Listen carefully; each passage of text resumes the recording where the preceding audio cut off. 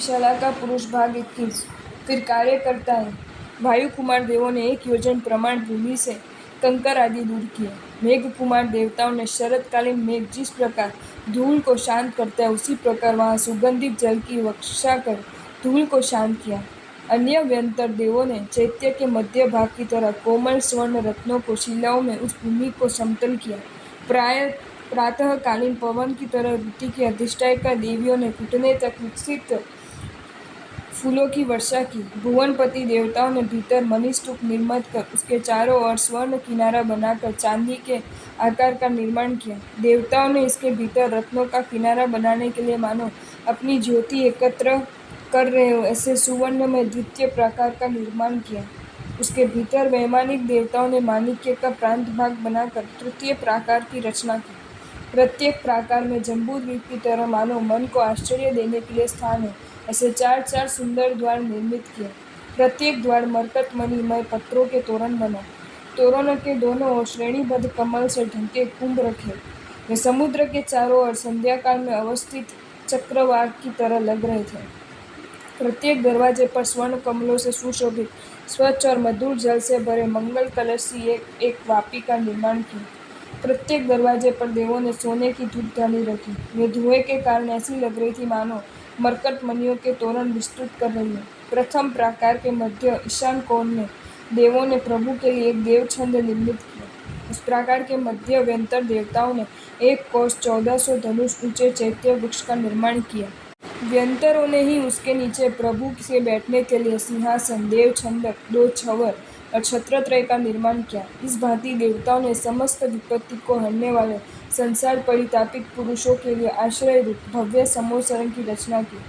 तदुपरांत चारणों की तरह जय जय शब्द करते हुए देवताओं द्वारा परिवृत बने देवताओं द्वारा ही निर्मित नवीन सुवर्ण कमलों पर अनुक्रम से चरण रखते हुए प्रभु पूर्व द्वार से प्रविष्ट होकर चैत्य वृक्ष की प्रदक्षिणा की।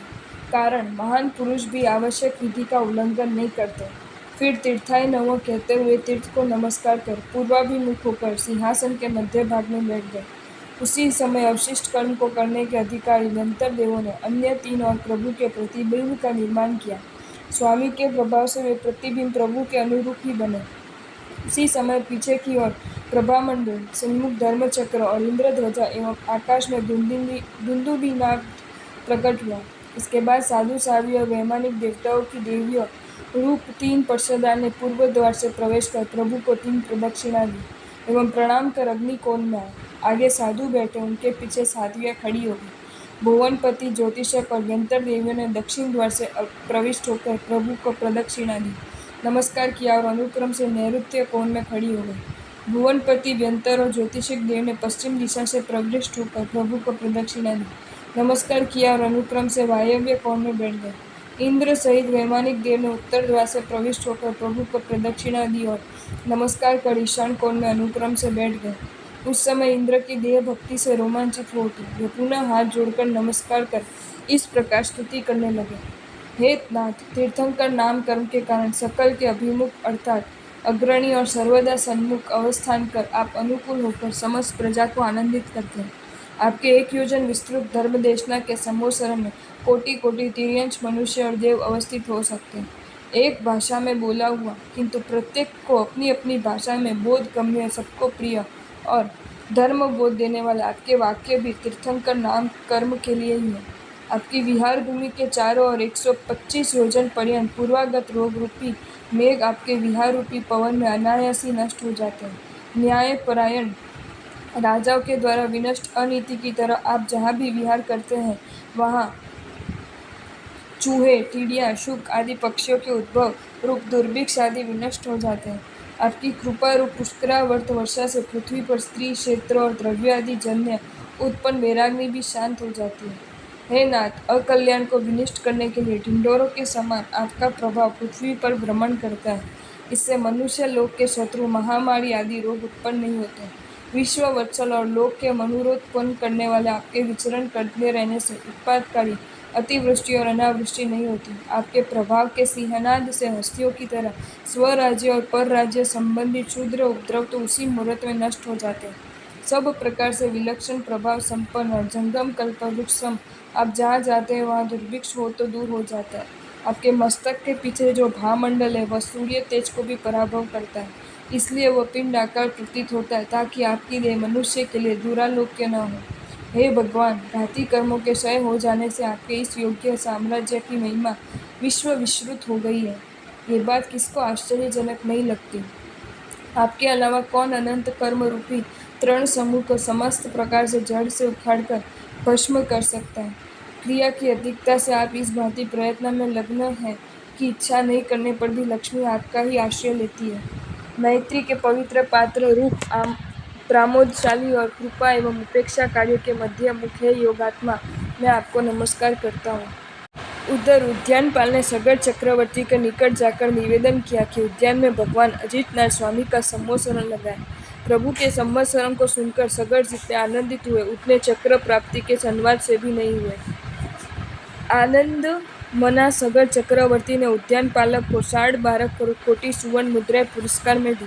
फिर स्नान, प्रायश्चित और कौतुक मंगल आदि कर इंद्र की तरह उदार प्रकृति में रत्नाभरण धारण कर स्कंधों पर दृढ़ता से हाथ रखा, हाथों से अंकुश को नचाते हुए सगर राजा उत्तम हस्ती के अग्रासन पर बैठे। हस्ती कुंभ से जिनका आधा शरीर आवृत हो गया, ऐसे चक्री अर्ध उदित सूर्य से शोभित हो रहे थे। शक और स्तूर्य निनादों के दिशाओं में व्याप्त हो जाने पर सगर राजा के सैनिक उसी प्रकार एकत्र हो गए जिस प्रकार सुगास आदि घंटों के बजने पर देव एकत्रित हो जाते।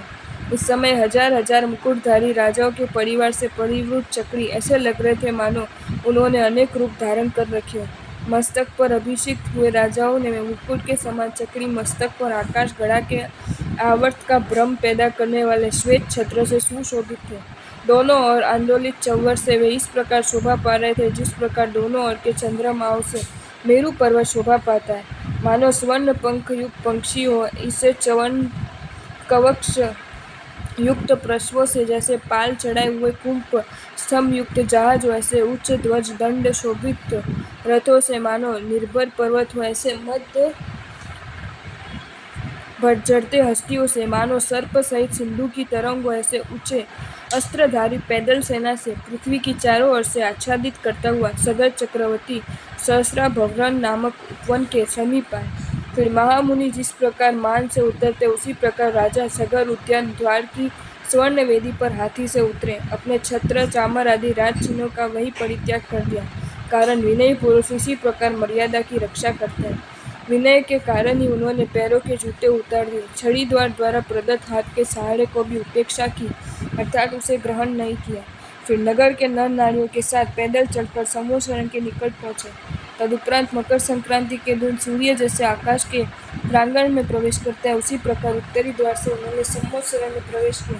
वहाँ जगत गुरु को 3 प्रदक्षिणा देकर और नमस्कार कर अमृत जैसी मधुर वाणी में स्तुति करने लगे। हे प्रभु, मिथ्या दृष्टि वाले के लिए कल्पांतकारी सूर्य की तरह और सम्यक दृष्टि वाले के लिए अमृत के अंजन तुल्य और तीर्थंकरत्व की लक्ष्मी के लिए तिलक रूप ये चक्र आपके सम्मुख अवस्थित है। इस जगत के आप अकेले ही स्वामी हैं। ये कहने के लिए इंद्र ने मानो इंद्र ध्वजा के बहाने अपनी तर्जनी उत्तोलित कर रखी है। जब आप पाँव रखते तो सूर्य और असुर कमल रखने के बहाने कमल पर निवास करने वाले लक्ष्मी का विस्तार करते हैं। आपको ये वीडियो अच्छा लगा हो तो इसे लाइक करें और शेयर करें, और ऐसे ही नए नए वीडियोज़ देखने के लिए सब्सक्राइब करें हमारी channel Jain facts and stories को।